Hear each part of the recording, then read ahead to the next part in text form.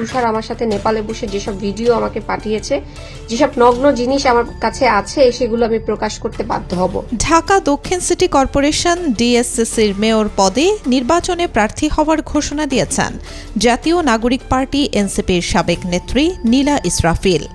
মঙ্গলবার রাতে তার ফেসবুক অ্যাকাউন্টে একটি পোস্টার শেয়ার করে এই ঘোষণা দেন নীলা ইসরাফিল।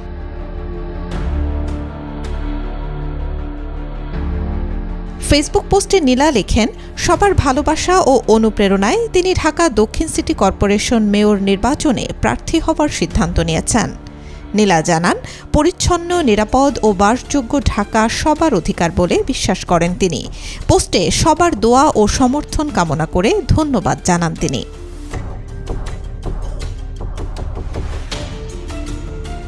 জুলাই আন্দোলনে সক্রিয় ছিলেন নীলা ইসরাফিল। এরপর যোগ দেন এনসিপিতে। পরে এনসিপির আরেক নেতা সারোয়ার তুষারের সঙ্গে দ্বন্দ্বের জেরে পদত্যাগ করেন তিনি।